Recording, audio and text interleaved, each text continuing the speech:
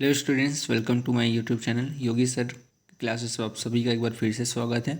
आज हम अब इस वीडियो में जो है यूनिट 2 के बारे में डिस्कस करने वाले हैं, जिसमें आपका चैप्टर है 3 विद्युत धारा। और इसमें से क्वेश्चंस हम लोग का 3 क्वेश्चंस आने वाले हैं जो 2-2 और एक 3 नंबर में डिवाइड है। तो चलिए स्टूडेंट्स, हम ज़्यादा टाइम वेस्ट ना करते हुए इस यूनिट के बारे और इस चैप्टर्स के बारे में डिस्कस करते हैं। तो यह जो है हम लोग का चैप्टर है, यह 2+3 में डिवाइड है, यानी कि आपका 2 और 3, तो टोटल हो जाता है आपका टोटल मार्क्स जो है 7। तो यह जो है चैप्टर आपका 7 मार्क्स का चैप्टर है और एक ही यूनिट में जो है आपका पूरा टोटल है। तो इसमें आपको 2-2 नंबर का और 3 नंबर का क्वेश्चन पूछा जा सकता है। तो इसमें से कुछ वर्ष पहले पूछा गया क्वेश्चन है, ओमी प्रतिरोध और अनओमी प्रतिरोध में 2 अंतर लिखिए। तो यह जो प्रश्न है 2019 में पूछा गया है। तो यह क्वेश्चन आप एक बार तैयारी कर लीजिएगा, 2024 के लिए बहुत ही इंपॉर्टेंट क्वेश्चन है। ओमी तथा अनओमी प्रतिरोध में अंतर। इसके पश्चात है प्रतिरोधकता की परिभाषा दीजिए, मात्रक बताइए। इसके पश्चात प्रतिरोध ताप गुणांक किसे कहते हैं, इसका मात्रक लिखिए। प्रामाणिक प्रतिरोध बनाने के लिए किन किन मिश्र धातुओं का उपयोग किया जाता है। इसके पश्चात है आपका मैग्नीन के 2 गुण लिखिए जिसके कारण उसे प्रामाणिक प्रतिरोध बनाने के लिए प्रयुक्त किया जाता है। तो इसका आंसर यह होता है कि मैग्नीन के तार की प्रतिरोधकता अधिक होती है और मैग्नीन के तार का प्रतिरोधकता ताप गुणांक कम होता है। तो यह क्वेश्चन जो है इस वर्ष के लिए बहुत इंपॉर्टेंट होने वाला है। तो यह क्वेश्चन आप कर लीजिएगा। थर्मिस्टर क्या है? थर्मिस्टर जो है एक ऐसी ताप संवेदी युक्ति है जिसकी प्रतिरोधकता जो है ताप में परिवर्तन होने पर तेजी से परिवर्तित होती है। अतिचालकता क्या है? संबंध तार तांबे के बनाए जाते हैं तथा मोटे होते हैं। क्यों? तो संबंध तार जो है तांबे के बनाए जाते हैं क्योंकि तांबे के पदार्थ का विशेष प्रतिरोध कम होता है। मोटा तार लेने पर इसका जो प्रतिरोध होता है वह नगण्य हो जाता है। इसके पश्चात है विशिष्ट चालकता से आप क्या समझते हैं? यह प्रश्न जो है 2019 AB सेट में पूछा जा चुका है। तो प्रतिरोधकता को जो है रो से दर्शाते हैं। यह विशिष्ट प्रतिरोध का व्युत्क्रम होता है, यह याद रखिएगा आप सभी। इसके पश्चात है किसी सेल का विद्युत वाहक बल किन किन कारकों पर निर्भर करता है, या फिर किसी सेल का विद्युत वाहक बल किसे कहते हैं, और किसी सेल के आंतरिक प्रतिरोध के विद्युत वाहक बल और विभवांतर में संबंध, यह भी पूछा जा सकता है आपको। विभवमापी में तांबे का तार क्यों नहीं लगाया जाता? तो यह भी क्वेश्चन जो है पिछले वर्ष आ चुका है। तो ये भी आप नॉलेज के रूप में याद रखिएगा कि विभवमापी जो है तांबे का तार क्यों नहीं लगाया जाता। तो विभवमापी का जो तार है वह ऐसे पदार्थ का होना चाहिए जिसका प्रतिरोध ताप का गुणांक नगण्य तथा विशिष्ट प्रतिरोध आदि तांबे के तार का प्रतिरोध ताप गुणांक अधिक एवं विशिष्ट प्रतिरोधक कम होता है। इसलिए तांबे की जो तार का उपयोग किया जाता है वह विभवमापी के तार में नहीं करते। जब मैग्नीन व कॉन्स्टेंट के तार का प्रतिरोध ताप गुणांक नगण्य तथा विशिष्ट प्रतिरोध अधिक होता है तो इसलिए इन पदार्थों के तार का उपयोग विभवमापी में किया जाता है। इसके पश्चात है विभवमापी में तारों की संख्या अधिक रखी जाती है क्यों? यह भी 2023 में पूछा जा चुका है। इसके पश्चात है आपका विभवमापी वोल्टमीटर से किस प्रकार श्रेष्ठ है, या फिर ये जो क्वेश्चन है इस वर्ष रिपीट होने की संभावना है। इसके पश्चात है आपका ये कार्बन वर्ण प्रतिरोध में क्रमशः बैंगनी, लाल, हरा और बैंड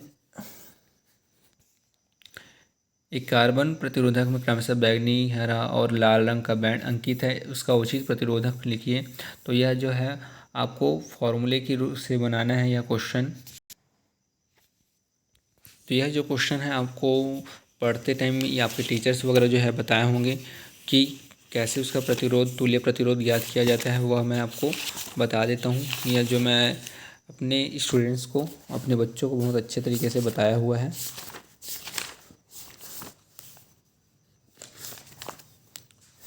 देखिए यह जो है कार्बन वर्ण प्रतिरोध ज्ञात करने का तरीका होता है।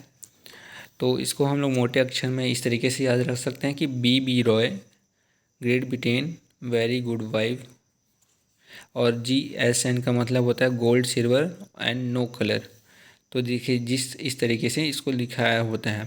जो फर्स्ट 2 रंग होते हैं, जो फर्स्ट 2 कलर होते हैं वो आपका आंकिक मान दर्शाते हैं, और जो आपको तीसरा रंग होता है वो आपका दार्शनिक मान दर्शाता है, और जो चौथा रंग दिया रहता है या फिर ना दिया रहा हो तो उसके लिए प्रतिशत त्रुटि लिखा जाता है इस तरीके से। इसका जो सारणी है वो कुछ इस प्रकार से है। रंग B Roy, Great Britain, very good wife, यानी कि बी से black, brown, red, orange, yellow, green, blue, violet, grey, white, इस तरीके से होता है। इसका जो आंकिक मान होता है वो 0 से स्टार्ट होता है, 9 पे लास्ट होता है।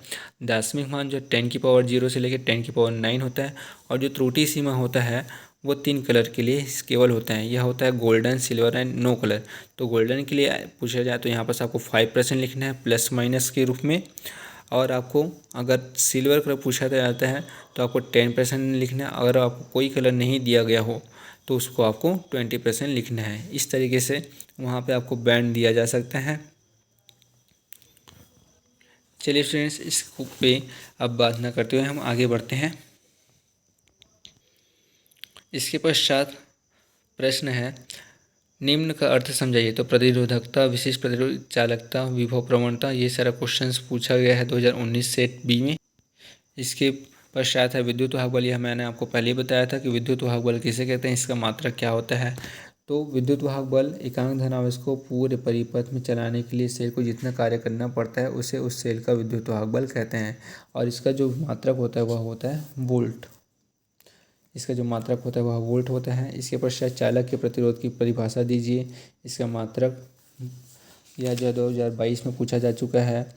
प्रतिरोधकता यह भी जो है प्रश्न 2022 में पूछा जा चुका है। इसके पश्चात ये जो प्रश्न है ये भी 2022 में पूछा जा सकता है कि किसी सेल का विद्युत वाहक बल किन किन कारकों पर निर्भर करता है। तो यह याद रखिएगा कि किसी सेल का जो विद्युत वाहक बल होता है वह इलेक्ट्रोड पर और विद्युत अपघटक की प्रकृति पर निर्भर करता है। इसके पश्चात है, यह देखिए, ये वाला क्वेश्चन अभी मैंने आपको बताया था। कार्बन प्रतिरोध का तुल्य प्रतिरोध ज्ञात कीजिए। तो देखिए इस तरीके से दिया हुआ है 2400 ±10% ओम के उसके रंगों का क्रम बताइए। तो आपको बताया था जो प्रथम 2 रंग होता है वह रंग को दर्शाता है, और जो तीसरा मान होता है वह दार्शनिक मान को दर्शाता है, और जो चौथा कलर होता है वह प्रतिशत त्रुटि को दर्शाता है। तो देखो 2, 4 जो है लाल और पीला को दर्शाता है, और उसके बाद दार्शनिक मान जो है लाल, और उसके बाद प्रतिशत त्रुटि जो है वह चांदी के लिए 10% हम लोग लिखते हैं। तो वह चीज़ यहाँ पे दर्शा रहा है। इसके पश्चात है एक कार्बन प्रतिरोध का मान यहाँ पर दिया हुआ है हम लोग को। तो यह प्रश्न 2020 में पूछा जा चुका है। उसके पश्चात विभवमापी में विक्षेप एक ही ओर होने से को 2 संभावित कारण लिखिए। तो यह प्रश्न 2023 में पूछा जा चुका है। इसके पश्चात है एक कार्बन प्रतिरोधक में क्रमशः लाल, हरा और नारंगी बैंड अंकित है, उसका तुल्य प्रतिरोध ज्ञात कीजिए। तो यह प्रश्न जो है पहले की भांति आपको हल करना है। इसके पश्चात है अनुगमन वेग। अनुगमन वेग भी जो है मैंने बहुत अच्छे तरीके से पढ़ाया हुआ है, उसको आप एक बार रिवीजन करके ज़रूर जाइएगा। ये आपको उसके परिभाषा में आप सभी को दिखा देता हूँ। तो यह जो है अनुगमन वेग होता है। अनुगमन वेग किसी चालक पर विद्युत क्षेत्र आरोपित नहीं किया जाता है तब उसके इलेक्ट्रॉन यादृच्छिक गति करते हैं। इस गति के कारण औसत वेग जो है 0 होता है। जब किसी चालक को बाह्य विद्युत क्षेत्र से जोड़ा जाता है तब विद्युत क्षेत्र मुक्त इलेक्ट्रॉन पर एक निश्चित दिशा में बल लगाता है। इस बल के कारण ही इलेक्ट्रॉन जो होते हैं एक वेग प्राप्त करते हैं, और इनका वेग जो है औसत निकाला जाता है। तो इनका जो औसत वेग होता है उनको ही अनुगमन वेग बोला जाता है, और इसको VD से प्रदर्शित किया जाता है। इसका जो अनुगमन वेग होता है वह होता है 10⁻⁻⁴ मीटर/सेकेंड होता है। अनुगमन वेग को जो है ड्रिफ्ट वेलोसिटी भी बोला जाता है। यह अगर पूछा जाता है तो आपको यह परिभाषा लिख दीजिएगा और इस तरीके से डायग्राम बना दीजिएगा। इसके पश्चात अब इस चैप्टर्स में ज़्यादा सारे क्वेश्चंस नहीं बचे हुए हैं, और जैसे कि क्वेश्चन में आपको 3 नंबर में पूछा जा सकता है किसी चालक के प्रतिरोध को प्रभावित करने वाले कारकों के नाम लिखिए। तो किसी चालक के प्रतिरोध को जो है 3 कारक प्रभावित करते हैं मुख्यतः: चालक की लंबाई, चालक के अनुप्रस्थ परिच्छेद पर, चालक के पदार्थ की प्रकृति और चालक के ताप पर। तो ये सारा चीज़ आप लिख देंगे तो आपको 3 मार्क्स मिल जाएगा। और आपको जैसे कि इस चैप्टर से पूछा जा सकता है कि विशिष्ट प्रतिरोध और प्रतिरोध में 3 अंतर। तो ये जो प्रश्न है 2019 और 2021 के सेट में आ चुका है, विशिष्ट प्रतिरोध और प्रतिरोध के बीच अंतर। इसके पश्चात है हम लोग का समांतर क्रम और श्रेणी क्रम संयोजन। तो तीन प्रतिरोध को समांतर क्रम में जोड़ा जाता है। परिपथ आरेख खींचकर तुल्य प्रतिरोध का व्यंजक ज्ञात कीजिए। तो आपको अगर पूछा जाता है समांतर क्रम, तो याद रखिएगा समांतर क्रम में क्या होता है, एक के बाद एक जो प्रतिरोध होता है वह होता है, और श्रेणी क्रम में लगातार कंटिन्यू एक के बाद एक पैर जुड़ा हुआ रहता है। इसके पश्चात है किरचॉफ का नियम। तो किरचॉफ ने दो नियम प्रतिपादित किया था। यह पहला नियम है और यह जो है दूसरा नियम। तो पहला नियम के अनुसार संधि पर समस्त आवेशों का बीजगणितीय योग या फिर समस्त धाराओं का जो बीजगणितीय योग होता है वह शून्य होता है।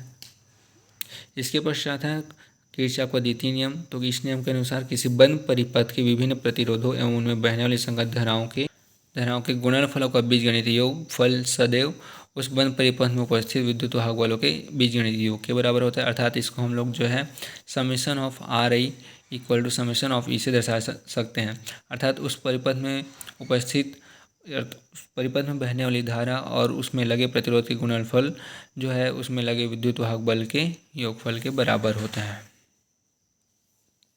इसके पश्चात है इस चैप्टर से 3 नंबर में मेरे ख्याल से इस साल पूछा जा सकता है कि फिर से व्हीटस्टोन सेतु का सिद्धांत समझाया तथा इनके संतुलन के लिए आवश्यक प्रतिबंध निगमित कीजिए। और इस चैप्टर से पूछा जा सकता है विद्युत वाहक बल और विभवांतर में अंतर। इसके पश्चात है किसी सेल का आंतरिक प्रतिरोध किन किन कारकों पर निर्भर करता है और किस प्रकार। और 2020 और 2023 में प्रश्न पूछा हुआ है किसी सेल के विद्युत वाहक बल विभवांतर एवं आंतरिक प्रतिरोध में संबंध ज्ञात कीजिए। और इस चैप्टर्स में ज़्यादा वो सारे क्वेश्चंस बचे नहीं हैं। विभव मापी और वोल्ट मीटर में अंतर, यह 2019 और 2021 में पूछा जा चुका है। और इसके पश्चात है सेलों के समांतर क्रम संयोजन में बहने वाली धारा के लिए व्यंजक ज्ञात कीजिए। यह संयोजन कब लाभप्रद होता है। तो यह प्रश्न 2020 में पूछा जा चुका है, तो आप सभी ध्यान दीजिएगा। और इसके पहले है सेलों के श्रेणी क्रम संयोजन में बाह्य परिपथ में बहने वाली धारा के लिए व्यंजक ज्ञात कीजिए। तो यह क्वेश्चन आप एक बार अच्छे से रेडी कर लीजिएगा। 2020 और 2022 में आ चुका है। अब मेरे ख्याल से यह जो है 2024 में पूछा जा सकता है। चलिए स्टूडेंट, हम इस चैप्टर्स के एंडिंग पे आ चुके हैं। तो लास्ट क्वेश्चन बचा हुआ है यहाँ पर फिर से देख लीजिए। अनुगमन वेग किसे कहते हैं। अनुगमन वेग और विद्युत धारा में संबंध स्थापित कीजिए। तो आपको अगर पूछा जाता है तो वह अनुगमन वेग का परिभाषा लिखिएगा और अनुगमन वेग और विद्युत धारा के मध्य संबंध दर्शाइएगा। तो इनके मध्य जो संबंध होता है वो होता है I इक्वल टू NE/AV/d। यही धारा अनुगमन वेग में संबंध होता है, जहाँ पे E इलेक्ट्रॉन है, N इलेक्ट्रॉनों की संख्या है, A और VD जो है अनुगमन वेग होता है।